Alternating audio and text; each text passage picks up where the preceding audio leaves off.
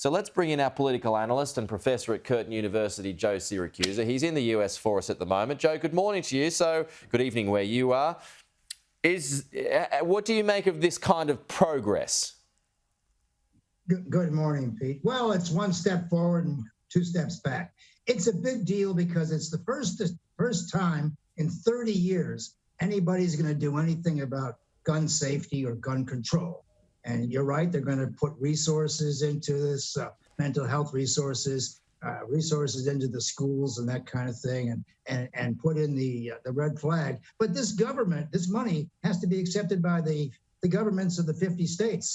They can reject the money, tell the federal government to go in a different direction. But what's big news here is that it's the first time that there's been any forward motion in 30 years, Pete. Now, look, the two obvious things is you raise the price, you raise the age of those who can own a gun from 18 to 21. That's common sense, but nobody wants to do it. And the second thing is you stop the sale of these automatic weapons. I mean, if you don't want to get rid of automatic weapons and you don't want to reduce the age, maybe you haven't done too much. But there are a lot of people here in Washington who are pretty pleased that the Republicans have moved off the dime on this and are prepared to assist a little bit. But it's not much in terms of what you might see from there. But it's considered a breakthrough here because, as you know, the United States Senate doesn't work very well in terms of bipartisan legislation. So, of course, it's a framework. They still have to write it up, and they have a bit to go. But I think while it may provide some good, it doesn't really please everybody because it just doesn't go enough.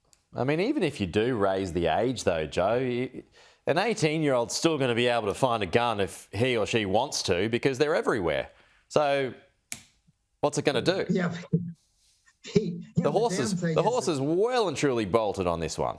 I mean, speaking of McDonald's, as you well know, there are more gun dealers than McDonald's in the United States. And secondly, there are more guns than Americans in the United States. It could be the horse has already bolted the barn, and there isn't much we can do about this. No. We're going to have to think of something very clever. You're quite right. It doesn't do much, and I would have preferred that you raise the age. But on the other hand, the kid who's 19 or maybe 20 could always get his father's gun. Yeah. He knows the combination of the safe, but it's not very hard to do. But it's something. The other thing here, of course, is we're all talking about inflation. The cost of living now 38% higher than it was 10 years ago. Everything's very expensive. And I think the really interesting news is that tomorrow at 10 o'clock, the Supreme Court may be releasing the Roe versus Wade. We may release their new decisions. They don't say what it is, but tomorrow at 10 a.m. may be a very interesting time. Okay, that will be an interesting one. Joe, I've got to ask you, seeing as you brought up McDonald's, and you notice that there's been the rebranding in Russia. It's no longer McDonald's. It's now Tasty. That's it. That's the title. Tasty, and that's it. McDonald's, the symbol of Western capitalism, not exactly dead. It's just got a different owner in Russia.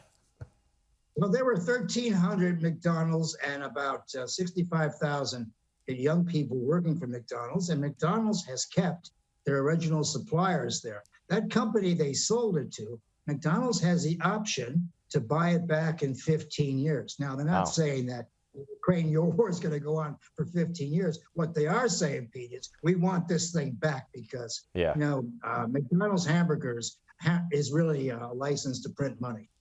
Yeah, I'm surprised it's even that long. As soon as the war's over, I'm sure they'll stand to make a bit of money out of the Russian market and they'll want it back. But anyway, we're out of time. Joe, good one. We'll talk to you soon.